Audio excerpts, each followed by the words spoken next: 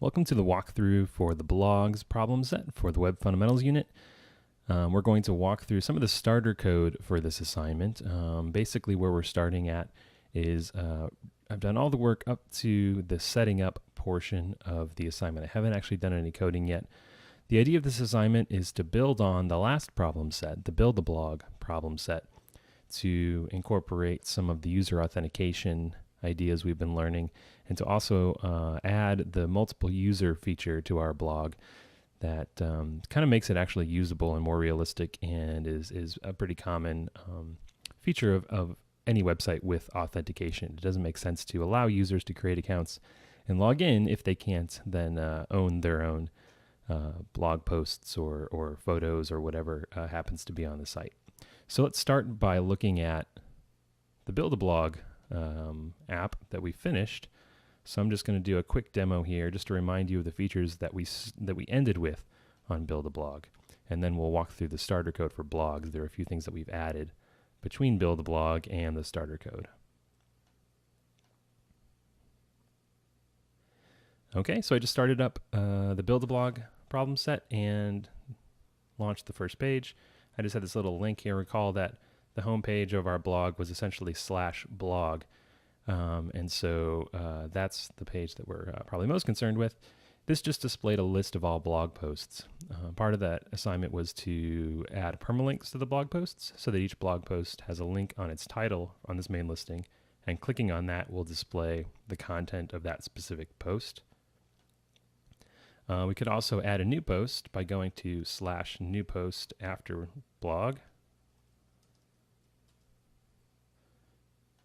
And when we do that, we're redirected to what's called the permalink for the post. So in the URL there, notice what happened was that the URL went to /blog/ this long ID string.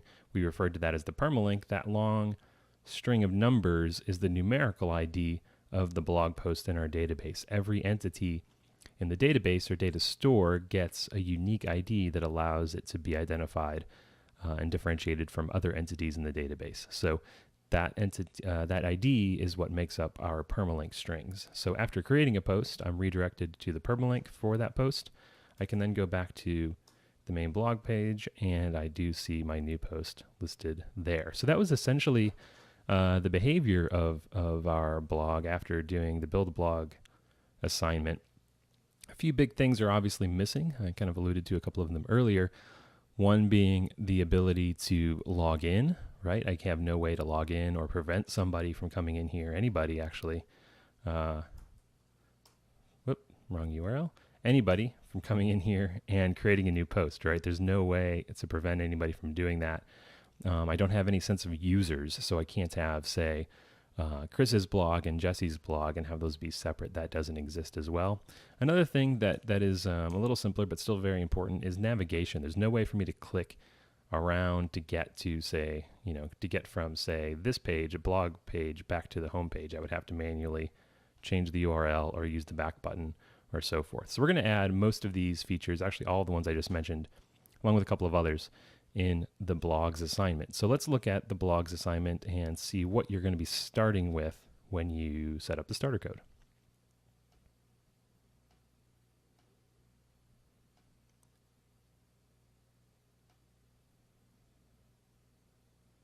All right, let me just refresh this, make sure we have the correct app. All right, so I've started up the starter code for the Blogz assignment. Now, one caveat here is that there are several to-dos in this starter code. That's the part of the assignment, is for you to finish the work here. So when you start up this application, you're going to find that some things are just pretty much broken, so they don't work, and that's intentional. So don't be surprised if you come across something that doesn't work in the starter code. That's intentional. Your work is to flesh out all these features that we've laid out for you. So we're not going to spend too much time on the front end here, because partially there's a lot of work to do, and as I mentioned, some of the things don't work yet because they're to-dos for you. But I do want to just kind of show you what you should expect to see. This is the main page. It says blog users. You're eventually going to create, well, actually this is already done for you. As we add users to our blog, they will show up here in a list, and people will be able to click on their username to view that user's blog posts I do have some navigation here. That's something we've added since the build a blog problem set. I have home, which takes me to this page. I have the all posts navigation, which takes me to the /blog. This will display all posts by all users of the site. And then I also have the new post. Notice what happens when I click on new post though. So we've already wired up some of the functionality for account creation and user login. So when I go to the /login, what should happen is, or when I go to a new post rather, what should happen is that if I'm a logged in user, I will see the new post page. If I'm not a logged in user, I'll be redirected to the login screen. So the latter is what's happening here. By clicking on new post, I'm not logged in right now. I don't have a user account that I'm logged in with.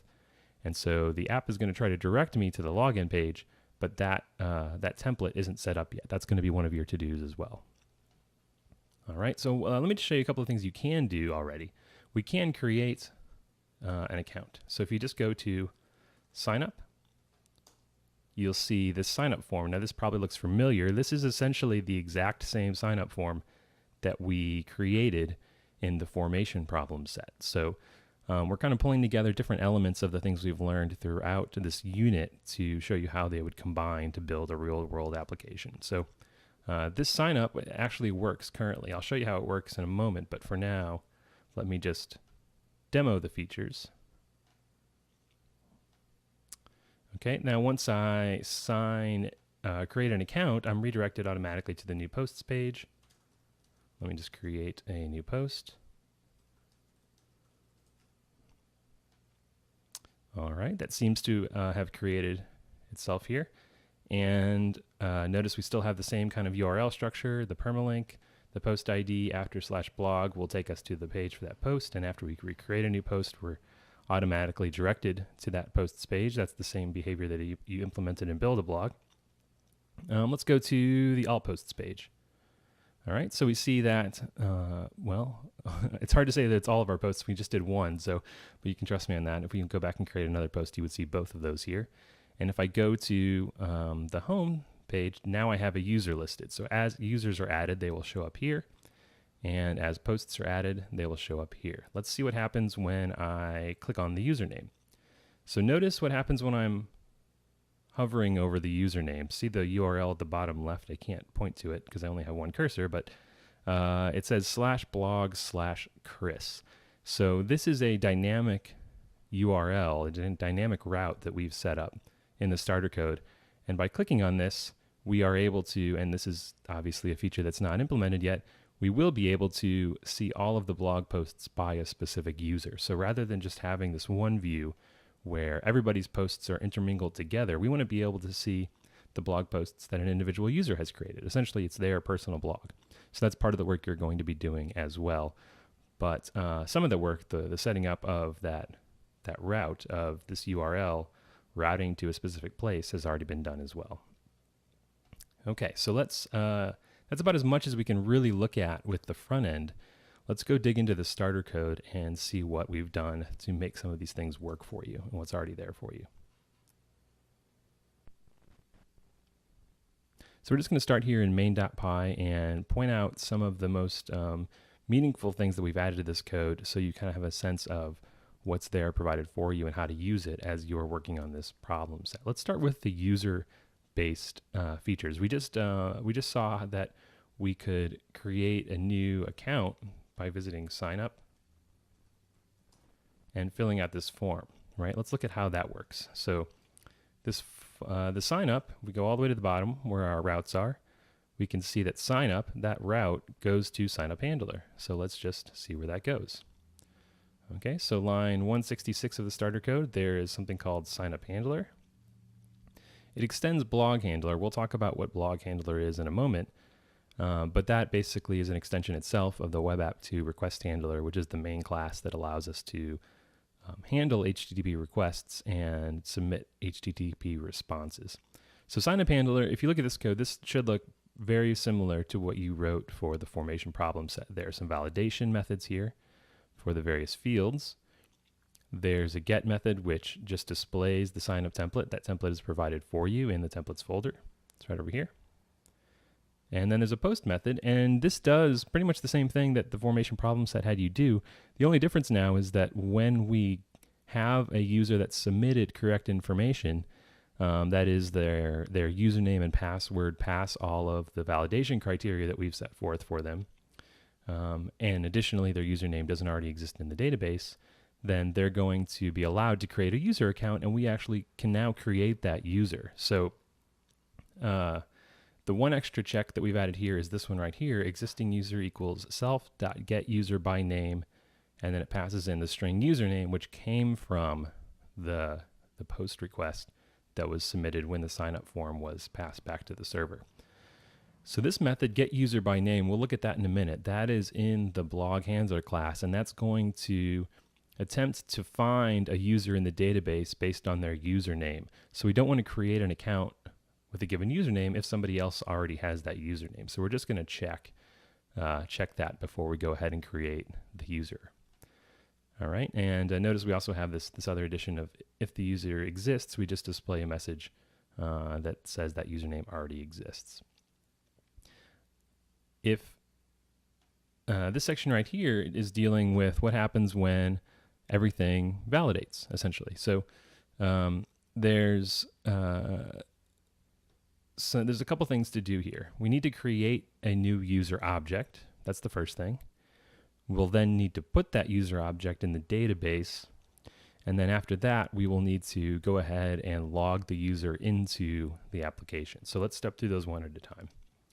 So the first thing we do is we take the user's password that they've submitted to us, and we need to hash it. So recall that hashing is how we securely store passwords in our database so that they're not just displayed in plain text, and that they're actually secure and hard to steal. So this PW hash is the hashed password that the user has submitted. It's going to make use of this hash utils file. I'll dig into this in a second, or this hash utils module rather. I'll dig into that in a second. But this is essentially a collection of all of the hashing functions that we wrote in lesson 4 on cookies and hashing. So just know for now that this creates a secure hash for the user's password. Once we have that secure hash, we can then create a new user object using the hash and the username. So this is a new user model object. A model object is an object that we're going to store in the database, and once we create it, we can then put it in the database by using the .put method, which we've seen a few times at this point. So let's look at this user model object and see exactly what it does. For this problem set, I've done something different than what we've done before, in that I've taken our model classes and put them in a separate file called models. And I did this for a couple of reasons. One is that it's just kind of nice to separate and organize our code based on how it's used. Our models represent the objects that are stored in the database, so it makes sense to kind of group them together. Secondly is that this kind of illustrates and starts to illustrate something we'll talk about as we wrap up Unit 2, which is that there's a common design pattern for building web applications called model view controller, where we separate the responsibility for different pieces of the application into different conceptual groups. One group is the models, so these classes right here. Anything that's stored in the database is considered a model. Then there are the views. You can think of the views as your templates, and the controllers, which you can think of as your handlers. So we'll talk about the model view controller framework, or design pattern rather, for implementing web applications, and how the stuff we've done so far reflects that. It's a common way of thinking about web application development. In any case, I have a separate file, and I've already imported it for you. So this is at the top of main.py. I say from models, import, post, and user. This gives me direct access to those two classes in main.py. Post is essentially what you built for Build-A-Blog. There's not really anything different yet. We're going to need to modify that as part of this assignment. And the user is pretty simple too. So this is just a simple object with 3 different properties. It has a username property, a password hash property. Remember, we stored the password hash, not the password, and an email property. Only the first 2 are required. The post, while I'm here, let's look at the post model. The post model represents a blog post, and it has title, body, and creation date. These are 3 things that you added to it in the Build a Blog assignment. The one thing you'll have to do as part of this assignment is to add a new field. If our blog application is going to allow users to create their own posts, we're going to need to know for each post who wrote that post, who it belongs to. So we're going to need to add an author field, an author property to our post, and we're going to, and the problem set outlines exactly how to do that, but here's where you're going to do that work. Okay. Back to our sign-up code. So, right, so we've seen that when a user has valid information, we create a password hash, we then create a new user object, we put it in the database, and then we call this login user method to log the user in.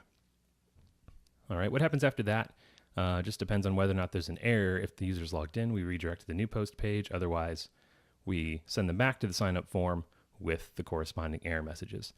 So let's just quickly look at login user.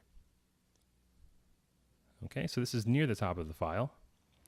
Line 32 of the starter code, login user. It takes a single parameter there, which is the user object. This is a user object. It's not a user name. So how this works is, recall from the lesson 4 content, that when we want to log in a user, we need to somehow set a cookie so that when each request comes over to our application, we can identify who that user is.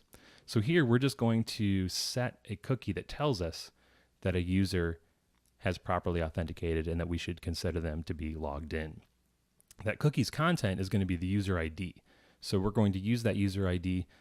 This command right here, user.key_id, is going to get the unique user ID for our user. And like the blog post ID that we saw before, right? When we have this numeric ID for a blog post, it's the same concept. There's a numeric ID that's unique for every single user.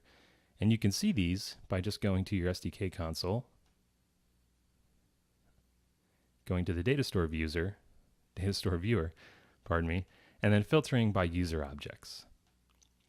Okay, so see I have this user, that's the user I just created. There's my password hash, which thankfully is hashed, otherwise my password would now be visible to anybody looking at this video. And then my user ID. So that's the ID that uniquely identifies me as a user. That ID is what we're going to store in our cookie. Okay, so when we log in a user, we first get their user ID. This just pulls that numeric ID out of the database. And then we're going to create a secure cookie. A secure cookie is just a cookie that has a value and also a hash value that allows us to check that someone hasn't tampered with our cookies. So we just call self.setSecureCookie. So right now, notice that we're in the blog handler class. This is that collection of utilities that we're using. Every other handler class in our starter code extends blog handler, which means that every other starter class gets all of these methods for free. And so these methods are just kind of universal within our application, which is why we group them all together in this class. Okay, so let's see. We were in login user, and we saw that we need to call setSecureCookie. That is also a method in here. We have setSecureCookie and readSecureCookie. These are essentially just kind of wrapping methods to set a specific name and value for our cookies using the code in hash utils to make the secure cookie values. So in setSecureCookie, we get the value of the cookie. We have to create the secure hash for that cookie using hash utils. Let's open up hash utils now. Hash utils is, again, a file that's provided for you that we wrote. And this groups together all of the methods that you wrote in the quizzes for lesson 4. So you've actually gone through and written this code. We're not going to make you do it again. And the emphasis on understanding this stuff is to understand how it works more than anything. Hashing is conceptually complicated and difficult to wrap your brain around in terms of how to actually write the code. We just want you to understand how hashes make data more secure when it's being passed back and forth from a web browser to a server and being stored in a database, and be able to use these methods more so than being able to write them from scratch, on the drop of a hat. So the first methods in hash utils focus on hashing and There we go. Hashing and checking password values for a user. The second group of methods down here focus on hashing and checking cookie values so that a user can't tamper with our cookies in their browser and hijack our application. So again, this secret is going to be used in the hashing right here. It's going to be used to create a secure hash. So somebody can't kind of reverse engineer our hashes. If we were in the real world, I would not store this secret string. I probably wouldn't put it in this file. I definitely would not put it in GitHub, just because it would, make it easier for someone to crack our application. Okay, so hashutils is a file provided for you. It's imported into main.py, and so we can use the methods in there to read and set our secure cookies. So set secure cookie just takes the name of the cookie you want to set and the value of that cookie, and it does all the work to set that in the response headers. Read secure cookie will get the cookies out of the request and check to make sure that their hashes match. So, or the hash is what it should be rather, so we know that our cookie hasn't been hijacked by some nefarious user. So let's just go see on our application what this kind of looks like. Okay, so I'm going to go to my developer tools. I'm going to go down to inspect into the console, and here I can just type in document.cookie, and I see I've got a few things here. These things you probably won't see these. You can probably ignore these, but this is the main piece over here on the right. That is a cookie that has the key user ID, and then the value is two numbers, or two strings of characters rather. The first one is my user ID, right? That's my user ID. Then I've got a little vertical bar separating that from the second part, which is the hash of my user ID that was created by our hashutils and cookie handling methods. So that hash is what's going to allow our application to verify that the cookie value is correct, so that I can't just come in here and say change this value to your user ID if I happen to know what that is, and log in as you. Okay, so set secure cookie and read secure cookie are going to be setting and validating these hash values against that user ID value or any other cookie we actually care to set. So that's how a user is logged in. We set a secure cookie with their user ID. To log out a user, I can do that actually in my application. Let me just demonstrate that really quickly for you. I can go to /logout. Okay, and we didn't necessarily see anything that magical happen right there, but let me open back up the developer tools again and look at document.cookie. And notice that the user ID there is missing. So I have user ID and I have a hash here, but I don't have an actual user ID there for my cookie. All right, so my user has been logged out. So that's all that logout does. If I want to log in now, there is a route set up for login. I can go to login, but it doesn't work quite yet. There's no template for login. You're going to do some of that. The rest of the work to log in is there, though. Let's look at the login code. It's towards the bottom, I believe. It's below sign up. Here we go, the login handler. So again, I'm not going to go through all this in detail, but you can read it. Essentially what the login handler does is the get method is just going to display the form. The post method is going to validate or attempt to validate the user's username and password to check if they match what's in the database. If they do match, we're going to go ahead and log in the user and then redirect them to the new post form. If they don't match, we're going to return them to the login form with an error message. Okay, and right below login handler is logout handler. Logout handler simply calls self.logoutuser, which we saw up above, just sets the user ID part of the cookie to the empty string, and then it redirects them to the main blog listing. So again, these routes are all set up for you down here, but you do not have this login HTML template. That does not exist yet. That's why we saw that error earlier. That's going to be your work to create that template so that the user can properly log in. And when you create that template, you're going to have to pay attention to things like this. What are the names of the request parameters that we're expecting to get when the user posts their login information? All right, so you're going to need to pay attention to this login handler to properly build your template. Okay, so let's see, where are we now? So we've talked about logging in, logging out, creating a new user.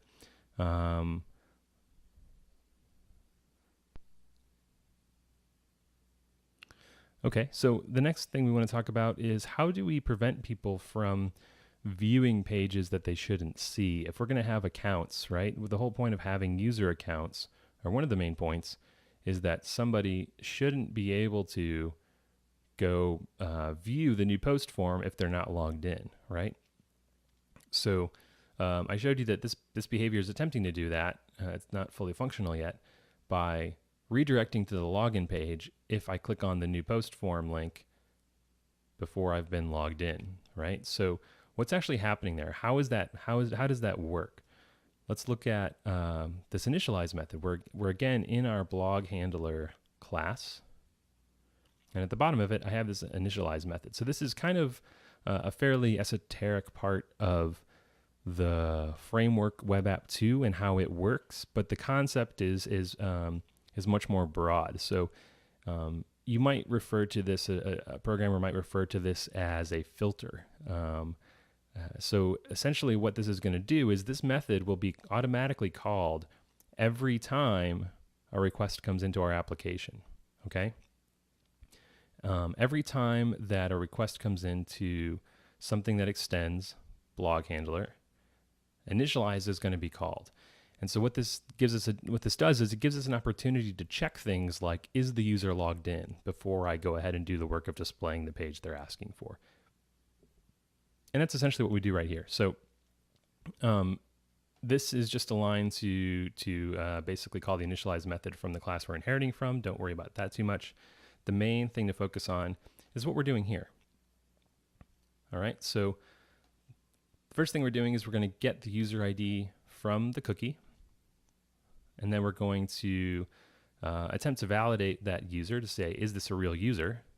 So to do that, I say, well, is there a user ID in the cookie? Okay, if there's a user ID in the cookie, let me try to get that user out of the database based on their user ID, okay? So this is just kind of a common way of doing this in Python, to kind of do two things at once. If it doesn't exactly make sense what's going on there, just recall the spirit of this command is to say, is there an actual user ID that I got out of the cookie? If so, let me go get the user from the database. So this uses get by ID. This is a method that's part of the Google App Engine data store modules. So this is going to allow us to just pass a numeric ID and say, is there a user object in the database with a numeric ID that matches the one we pass in, right? So I have to cast that to an int. Recall that request parameters come in as strings, and cookie values come in as strings. So if that actually happens, if there is a user ID in the cookie, in the user ID cookie, and that happens to match an actual user in the database, then I'm going to store that user object in self.user. So self.user is going to attach that user object to our handler class, so that anytime we want to use that later within our handler class, we'll be able to just call self.user. And if a user exists, that will revert to the user object that we found in the database. Okay, so once I've done that work, I can say, is there a self.user? So here what I'm doing is I'm going to redirect somebody if they're not properly logged in and they're trying to view a page they're not supposed to. So if someone is not logged in, if I didn't find a proper user in the database,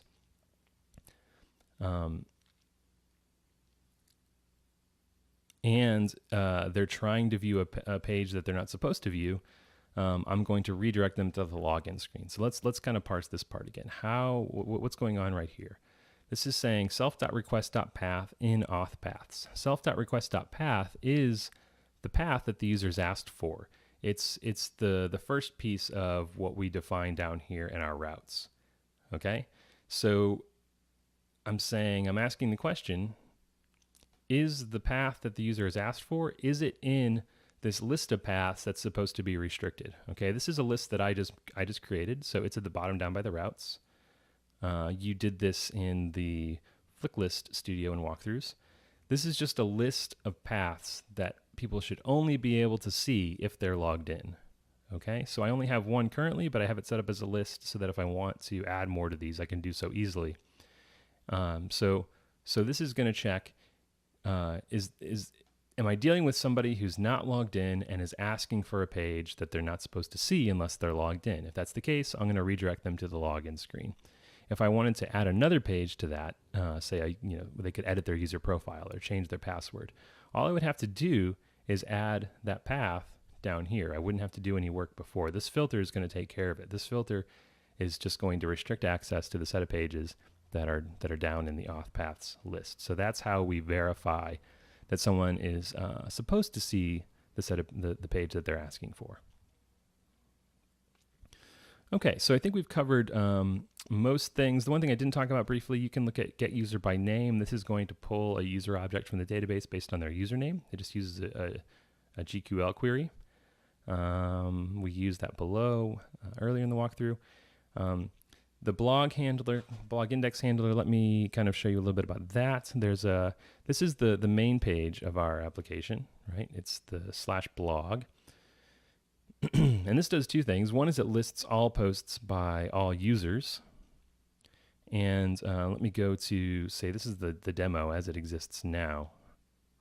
And so notice that I'm only displaying 5 posts here, but since I have more posts, there's a next button. And I can go see the next page of posts by using next, and then I can go back using previous. So there's some logic that's been added in here. This is part of the hacker edition of Build a Blog, if you happen to bite off that one. There's a bunch of logic in here for determining which page I'm asking for. The page parameter is up here as a get parameter, a query parameter up there, and determining which page I'm asking for. If I ask for page 2, I should show posts numbers 6 through 10, basically. If I'm asking for page 3, I should try to show posts 11 through 15. In this case, there aren't actually 15. So this is just the logic to kind of determine which page is being asked for and which set of blog posts from the database we should pass through to our template. So you can read that in detail, but don't worry. I'm not going to go through it here in detail other than to explain that's what's happening. There's also a little bit of logic here to try to handle the case when we're dealing with a user's blog. So this method deals with both the main listing, which displays all blog posts by all users, along with the user's blog listing, which displays only posts by a specific user. So let's go back and look at that. So I'm going to go to, I'm actually back here on the demo now. This is the fully functional kind of demo solution. If I go to, say, click on that username from the home page, notice that URL goes to /blog/Chris. That's a dynamic route that's set up down below, similar to how we set up the permalinks for a specific post, right? This is what we did in the Build-A-Blog. We added this particular handler. I set up another route that will allow me to pick out the username from the URL if it's there. So this matches usernames in URLs. So here the username's right there. The route is going to be intelligent, and it's going to look at that and say, the user's asking for /blog with this particular username. Let me call blog index handler with that username. So let's go back up to blog index handler. A little higher. Where are we? There we are. Okay. So notice that the get method for blog index handler allows us to pass in a username. And it also has a default value for that username, which is the empty string. If that username, if the person just asks for /blog, that same route applies, but there's no username associated with it. So we want to allow for that case as well. So if the default value of username is the empty string, but they can also pass in a username. And we have slightly different behavior. We're fetching slightly different groups of posts depending on whether or not there's a username in place, right? So that logic is all outlined here. The actual fetching of those posts is something you're going to work on a little bit. So that's up in the blog handler class. There's a get posts method, which is there and functioning. That's what is providing the all posts behavior, where it lists all posts for the blog by all users. And that goes into the database and fetches all of the posts and displays them in descending order by date. And it also does the work of limiting them to a certain set of posts, and that helps with pagination. There's the get posts by user, which you're going to write. It's going to be pretty similar to get posts. You're going to have to add one or two little things to this. You can kind of start with this code here and mimic it, and pay attention to the instructions and the problem set specification. But essentially what you're going to do is do the same thing in Spirit, but only get the posts by a specific user. So our get posts by user takes a user parameter in addition to the limit and offset. The limit and offset, you're not going to have to mess with these parameters at all, other than mimicking what's done here. But the user is going to be required to tell the database we only want posts by this specific user. So that's what's being used in the blog index handler to only display posts by a specific user. So again, if I come over to here and I say I just want to go to somebody's blog, let's go to Kevin's, and here I only get Kevin's posts. Notice that each one is written by Kevin. This written by is something you're going to be adding as well. Okay, I think that's it. Oh, one more little thing that I want to show you before we kind of finish this walkthrough is that, so I'll mention there are templates here. You go through and look at these templates. They kind of are self-explanatory. 404 is used to display messages when someone requests something that doesn't make sense. The base template is what we use to build all of our templates off of. All of our other templates extend the base. Blog is the main blog post listing template. It's what's used here for all posts. It's also what's used when I use a specific user's blog. Index is the home page. It displays the blog users in the database. New post is the new post form. Post is a single post template. So if I go to the permalink right here, this template is what's in post.html. Again, you're going to do this part as part of your assignment. And then sign up is the sign up form. So those templates are all there for you to peruse and look at and use. You'll be working with some of those. You'll be adding a login template as well. The final thing I want to look at is, let's look at the base template. This is something people have tried to do in previous assignments and kind of had trouble figuring out. And so I wanted to go ahead and just drop it in this starter code so you can see how it's done. The situation being, what if I want to use style sheets in my templates, right? When we were just dealing with plain HTML and CSS, we knew how to add style sheets based on the path. If you remember the HTML me something problem set, you were able to add style sheets to your pages. Adding them to an application that has templates is a little bit more difficult. It requires more work because of the way that the requests are handled and that templates are pieced together. So here I have style sheets with paths. The href here is /css/normalized CSS. That doesn't just work magically. I have to kind of configure this to work properly. So the way I do that is, well, I do have a folder called CSS, and I do have those two style sheets in there. And you can feel free to use and modify or add your own styles to styles.css. That's fine. But how does the application know how to properly fetch these? This is set up in the app.yaml file. So in my handlers section right here, there is this little directive right there. It says that when someone asks for something that starts with /CSS, send them to the static directory CSS. Now, why do I have to do this? Why can't the application just look in that directory in the first place? Well, it has to do with the fact that there's some complicated logic going on when a request comes in. The routes here, the application is going to use the routes to try to determine where to pass the request. So, it's perfectly valid for me to have a route that looks like a directory.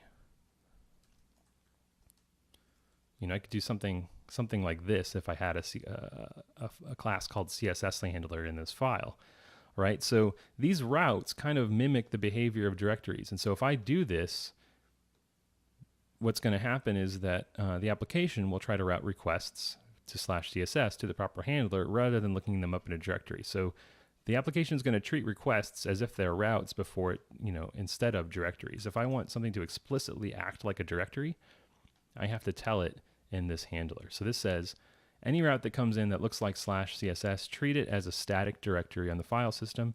The name of that directory is CSS. So that's how we wire up our application to actually pull in these style sheets. So again, You don't need to mess with any of that. You can use the styles.css to add your own styles though if you like, or if you're if you want to create your own CSS file for your custom styles, that's great as well.